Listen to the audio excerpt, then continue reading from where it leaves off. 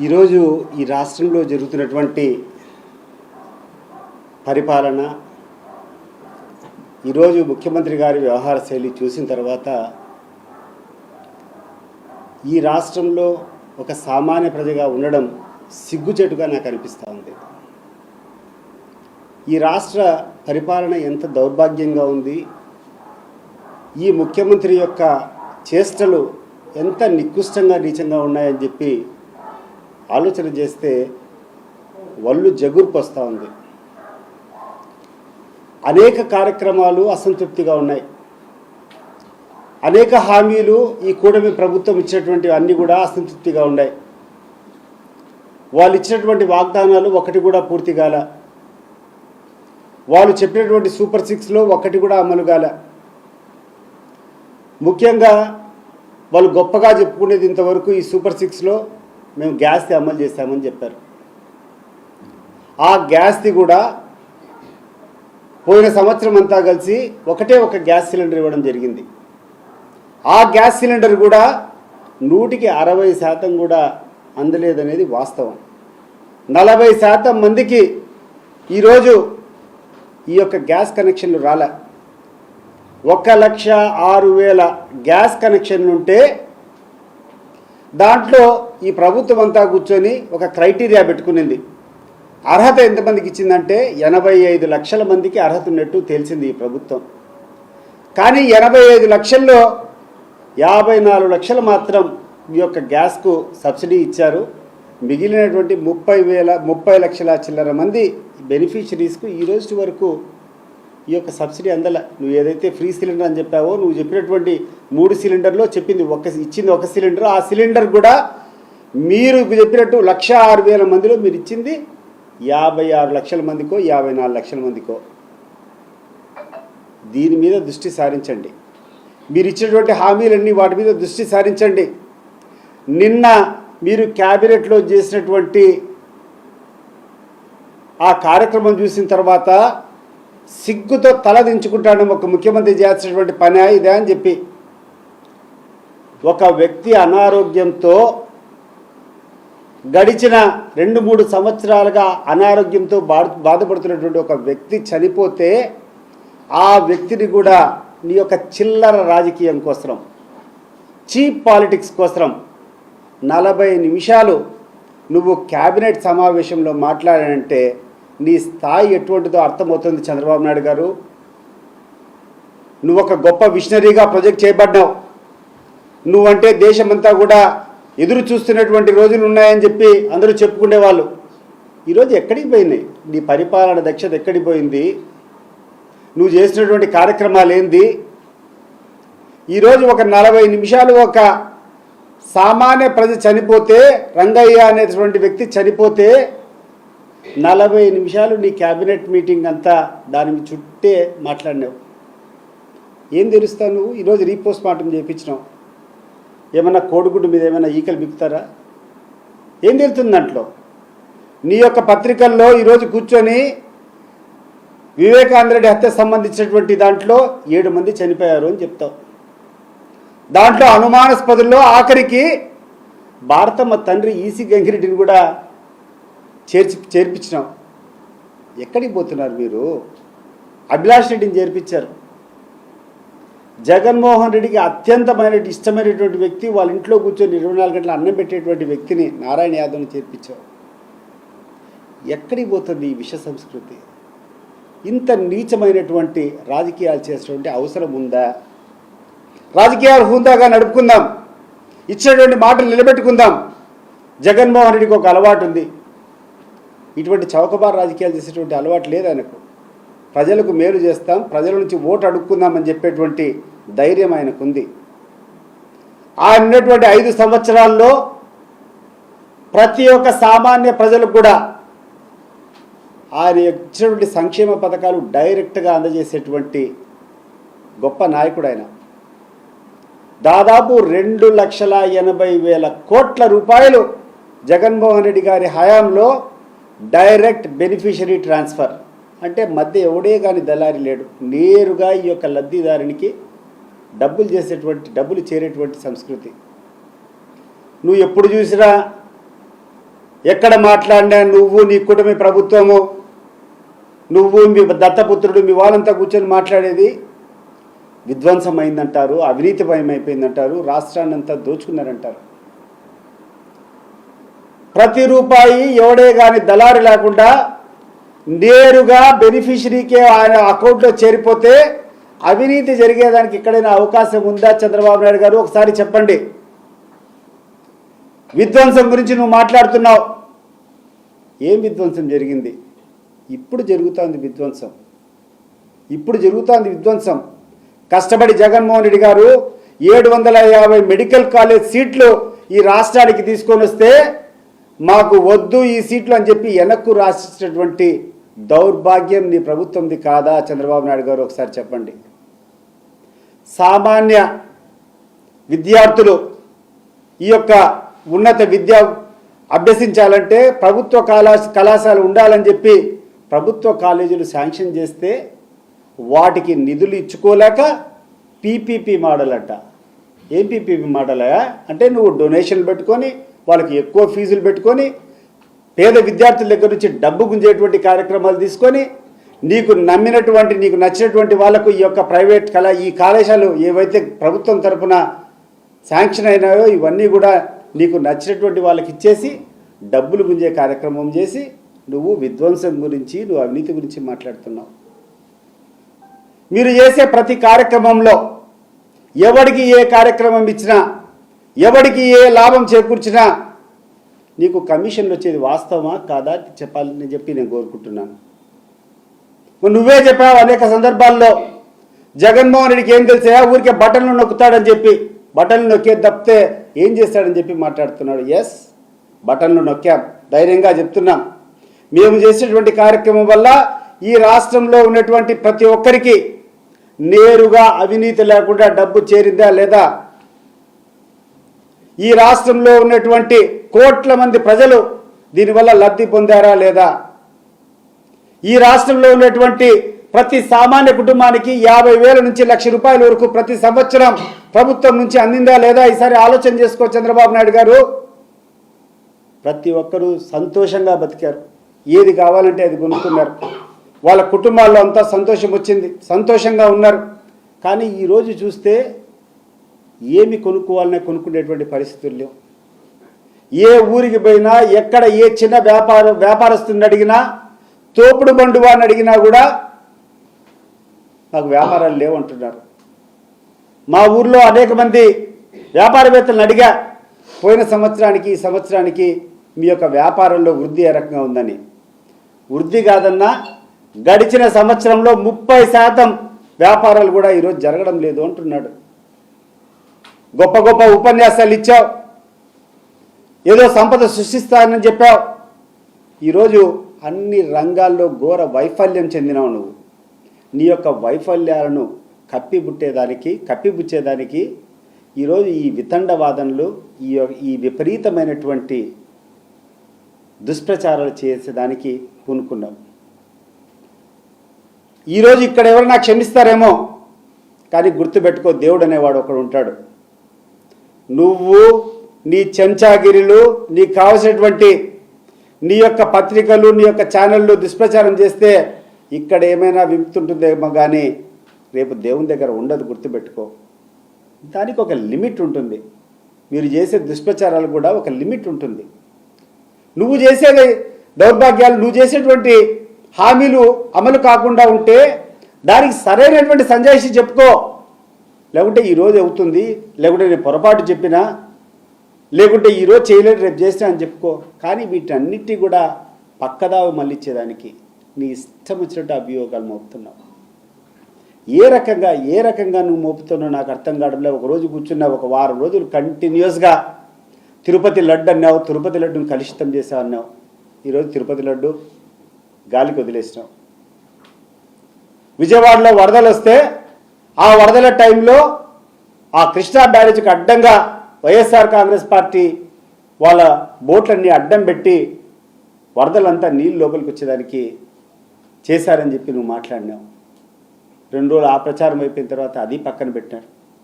తర్వాత నీ దత్తపుత్రుడు కూర్చొని మాట్లాడినాడు, సీజ్ ద షిప్ అన్నాడు.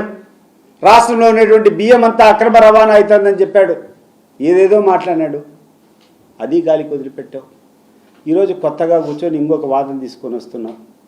ఒక సామాన్యమైనటువంటి వ్యక్తి చనిపోతే ఆరోగ్య కారణాలు బాగలేకుండా దాన్ని కూడా నీ స్వార్థ రాజకీయం కోసం వాడుకుంటున్నావు. ఇంతకంటే చౌకబారుతనం, ఇంతకంటే నీచమైనటువంటి వ్యక్తిత్వం ఎవరికైనా ఉంటుందా? ముఖ్యమంత్రికి ఉండాల్సినటువంటి వ్యక్తిత్వమా ఇది? ముఖ్యమంత్రి చేసే పనే ఇది? ఈ రాష్ట్రంలో అనేక మంది విద్యార్థులు చనిపోయారు, హాస్టల్లో రేపులు జరుగుతున్నాయి, ఎంతోమంది మహిళల మీద దౌర్జన్యాలు జరుగుతున్నాయి. వీటి మీద మాట్లాడలేదే నువ్వు? వీటి మీద స్పందించలేదే నువ్వు? ఈరోజు నీ కార్యకర్తలు వైఎస్ఆర్ కాంగ్రెస్ పార్టీకి మద్దతు ఇచ్చేటువంటి వాళ్ళని అనేక మంది మీద దౌర్జన్యం చేశారు, చంపారు. వాటి మీద దృష్టి పెట్టు. సహజ మరణం చెందినటువంటి వ్యక్తి మీద 40 నిమిషాలు నీ క్యాబినెట్లో మాట్లాడి మళ్ళా నీ పేపర్ నిండా హెడ్లైన్స్. దీనితో పాటు చనిపోయిన వ్యక్తి కాకుండా ఇంకా 7 మంది అంట. దాంట్లో భారతమ్మ తండ్రిని కూడా చేర్చినాం, దాంట్లో మా అవినాష్ రెడ్డి వాళ్ళ అన్న కొడుకును కూడా చేర్చినాం. దాంట్లో వీళ్ళ కుటుంబానికి అత్యంత ఇష్టము. ఈరోజు పాపం చనిపోతే, నారాయణ యాదవ్ అనేది చనిపోతే భారతమ్మ తర్వాత జగన్మోహన్ రెడ్డి గారు ఆయన ఇంటికి పోయి, వాళ్ళ పల్లె కదిరి తాలూకాలో ఎక్కడో ఉంది, వాళ్ళ ఇంటికి పోయి వాళ్ళు కూర్చొని పోయి వచ్చినారు, ముదిగుబ్బ దగ్గరికి పోయి. ఇటువంటి వ్యక్తులంతా కూడా చేర్చి ఏ రకంగా నువ్వు చేయాలనుకుంటున్నావు, నువ్వు ఏమి చేయాలనుకుంటున్నావు, అసలు నీ యొక్క టార్గెట్ ఏంది, నీ యొక్క ఆశయాలు ఏంది? మంచి పాలన ఇవ్వాలనేదా నీ ఆశయము, లేకుండా అంటే ఇట్లే చౌకబారు రాజకీయాలతో కాలయాపన చేయాలనేదా? గుర్తుపెట్టుకోండి చంద్రబాబు నాయుడు గారు, నేను ఇటీవల చిత్తూరు జిల్లాకు పోయినప్పుడు నా స్నేహితులు చెప్తా ఉన్నారు, కొంతమంది అక్కడ పక్కన ఉండేవాళ్ళు, అసలు ఈయనన్ని పక్కన పెట్టన్నా రామ్మూర్తి నాయుడు మన చనిపోతే ఆడ ఆ కార్యక్రమాలకి ఈయన పోయినప్పుడు కొంతమంది వ్యక్తులు ఈయన ఏమన్నారో ఒకసారి గుర్తుపెట్టుకో. నేను చెప్పాల్సిన అవసరం లేదు ఏం మాట్లాడినారో. చంద్రబాబు నాయుడు గారు మీకు మీరే ఆత్మాలోచన చేసుకోండి. రామ్మూర్తి నాయుడు గారి అంత్యక్రియలకు మీకు పోయినప్పుడు స్థానికంగా ఉన్నటువంటి ప్రజలు నిన్ను ఏ రకంగా రిసీవ్ చేసుకున్నారు, నేను ఏం మాట్లాడినారో ఒకసారి నువ్వు గుర్తుపెట్టుకో. నేను చెప్పదలుచుకోలేదు అవన్నీ, కానీ నువ్వు గుర్తు తెచ్చుకో ఏమన్నారో. కానీ మేము రాజకీయం చేయడంలే.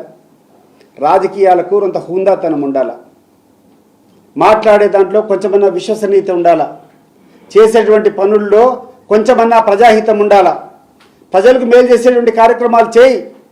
ఎన్నో ఉన్నాయి. ఈరోజు నీళ్లు లేవు, కరెంటు సరిగ్గా రావడంలా, నువ్వు చెప్పినటువంటి హామీలన్నీ కూడా గాలికి వదిలిపెట్టినావు. మా పులివెందుల్లో ఈరోజు పొద్దున్నే ఒక ఆయన వచ్చినాడు గిడ్డింగ్వారిపల్లె నుంచి, అన్న పూర్తిగా నీళ్ళు ఎండిపోయినాయి, మాకు పంపులు చేయాలంటే పంపులు చెడిపోయినాయి, పంపులు ఆ మోటార్లు రిపేర్ చేసుకోవాలంటే మీ ఊరోళ్ళు కట్టుకొని రిపేర్ చేసుకోండి అంటున్నారన్నారు. అవన్నీ చెయ్యి, ప్రాజెక్టులన్నీ కంప్లీట్ చేయి. 410 ఈ యొక్క 5 మీటర్ల ఎత్తు పోలవరం తగ్గిపోయింది అని చెప్పి మాట్లాడుతున్నారు. తిరిగి దాని ఎత్తును పునరుద్ధరించడానికి చర్యలు తీసుకో, దాని మీద కాన్సన్ట్రేట్ చేయి. ఇంకా చౌకబారు రాజకీయాలు చెప్తే వినేదానికి ప్రజలు సిద్ధంగా లేరు. నీ యొక్క అబద్ధాలు ఒక్కసారి జరుగుతాయి, దానివల్లనే నీ అబద్ధాలు నమ్మి, నువ్వు చేసేటువంటి దుష్ప్రచారం నమ్మి, నువ్వు చెప్పినటువంటి అబద్ధాల హామీ నమ్మి నీకు అవకాశం ఇచ్చినారు. వీలుంటే అవన్నీ ప్రూవ్ చేయి, నువ్వు చెప్పినవన్నీ అమలు చేయి. చేతగాని పక్షంలో క్షమాపణ చెప్పు. సిగ్గుమానం ఉంటే నేను చేయలేకపోయినా అని చెప్పి రాజీనామా చేయి. కానీ నీ చేతగానితనాన్ని కప్పుపుచ్చుకునేదానికి ప్రజలు నిరంతరం ఇదే ఏదో ఒక రకంగా పక్కదవ పెట్టడం, బురద చల్లడం. ఎన్ని రోజులు చల్లుతావయ్యా? ఎన్ని రోజులు చల్లుతావు? సిగ్గుండాల మాట్లాడేదానికంటే. ఏమైనా ఇష్యూస్ అంతా దీనికి తోడు మళ్ళా వీళ్ళకి సంబంధించినటువంటి పత్రికలు, వీళ్ళకి సంబంధించినటువంటి ఛానల్స్ ఒక పద్ధతి ప్రకారం వీళ్ళకు ఛానల్స్ ఉన్నాయి, న్యూస్ పేపర్లు ఉన్నాయని చెప్పి వీళ్ళు అబద్ధాలు ప్రచారాలు చేయడము, వీళ్ళ అబద్ధాలను మళ్ళా ఉపప్రచారం చేయడానికి వీళ్ళకు ఉన్నటువంటి సోషల్ మీడియా. ఎందుకంటే విపరీతంగా డబ్బులు ఉన్నాయి వీళ్ళ దగ్గర. మాకుండేది ఒకటే ఒక ఛానల్, ఒక సాక్షి ఛానల్, సాక్షి పేపర్. ఈ తప్ప అంతో ఇంతో తెలుగుదేశం మా వైకాపా పార్టీకి ఉన్నటువంటి అభిమానులు సోషల్ మీడియాలో ఏమైనా పోస్టింగ్ పెడితే వాళ్ళందరినీ భయభ్రాంతులు చేసేదానికి తీసుకుని పోయి లోపలేస్తున్నాం. మా యొక్క వాదన వినకూడదని చెప్పి జగన్మోహన్ రెడ్డి అసెంబ్లీకి వస్తే మాట్లాడేదానికి సమయం ఇస్తే నిన్ను ఎండగడతారు, ప్రజలకు నీ యొక్క వాస్తవ పరిస్థితి తెలుస్తుందని చెప్పి ప్రతిపక్ష హోదా ఇవ్వకుండా ఉండవు. ఈరోజు పోసాని మురళీకృష్ణను అరెస్ట్ చేసినాం. ఒక నేరం. ఏం నేరం అది?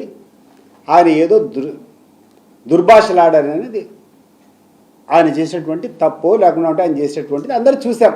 ఆయన మాట్లాడిన తర్వాత నీకు నిజాయితీ ఉంటే దాని ఒక కేసు పెట్టాలా.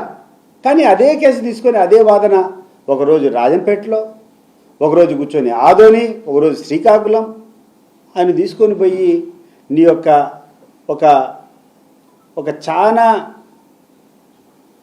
దుర్భరమైనటువంటి పరిస్థితులు ఉన్నటువంటి ఒక వెహికల్లో ఆయన తీసుకొని పోయి ఆ వయసులో తిప్పడం అనేది కరెక్టా? అవసరం అదింది. ఎస్, నువ్వు ఒక అలిగేషన్ చేసినావు, ప్రూవ్ చేసుకో, నువ్వు ఛార్జ్షీట్ చేసుకో. 4 ఊర్లలో తిప్పాల్సినటువంటి అవసరం ఏంది? అండ్ ఇంకొకటి, ఆయనకు అవకాశం ఇవ్వాలన్నా లేదా?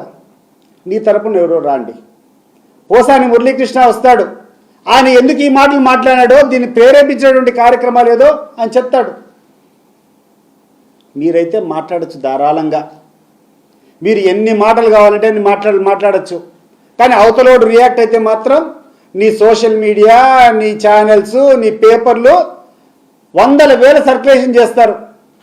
వాస్తవంగా ఉండేదానికి మాత్రం మా యొక్క వ్యక్తులు ఎవరైనా ప్రచారం చేయాలంటే వాళ్ళ మీద తప్పుడు కేసులు పెడతాం.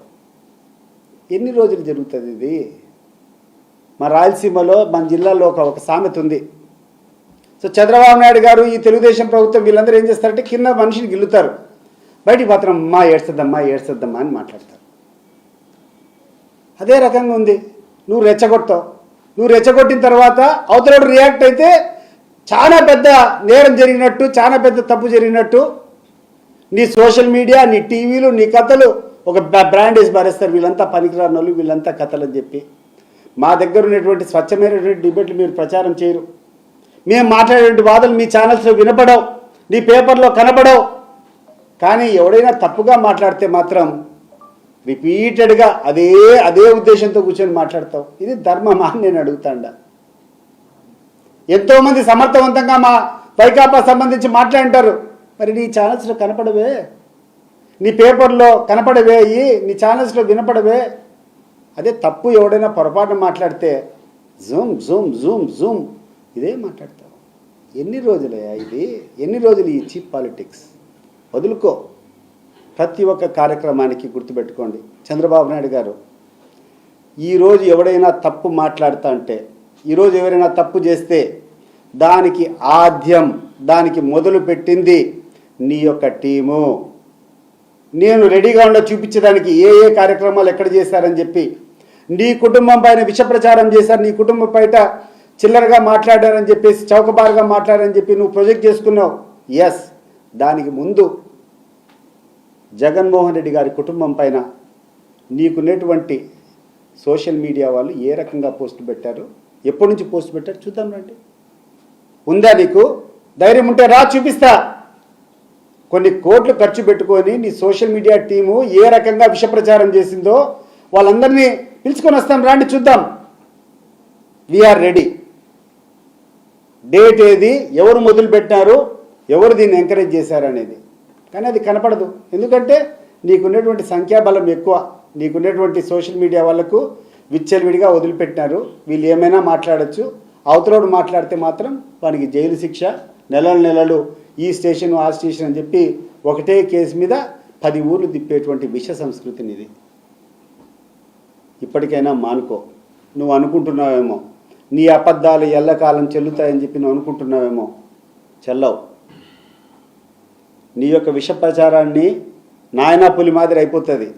రేపు నిజంగా తప్పు జరిగినా కూడా జనం యాక్సెప్ట్ చేయరు. నువ్వు మాట్లాడితే ఆల్రెడీ నీ క్రెడిబిలిటీ పోయింది.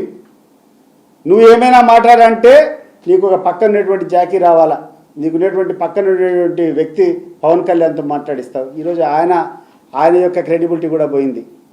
కొత్తగా తయారు చేస్తున్నావు. ముఖ్యంగా షర్మిలమ్మను కూడా కోరుతున్నా నేను, ఎవరితో నువ్వు జత కలిసి నువ్వు మాట్లాడుతున్నావమ్మా? నీ మీద నువ్వే ఒకసారి ఆలోచన చేసుకో. ఏ రకంగా నువ్వు ఏడ్చావో నువ్వు ఛానల్స్ మీదకి వచ్చేసి, నీ మీద, నీ యొక్క వ్యక్తిత్వం మీద, నీ కుటుంబం మీద ఎట్లా మాట్లాడాలని చెప్పి నువ్వు ఏడ్చినటువంటి క్లిప్పింగ్స్ నేను చూసా అనేక సార్లు. అటువంటి వాళ్ళతో కలిసి మంచి వ్యక్తి అయినటువంటి మీ అన్న మీద విష ప్రచారం చేయడం కరెక్టా అని చెప్పి నేను అడుగుతున్నాను.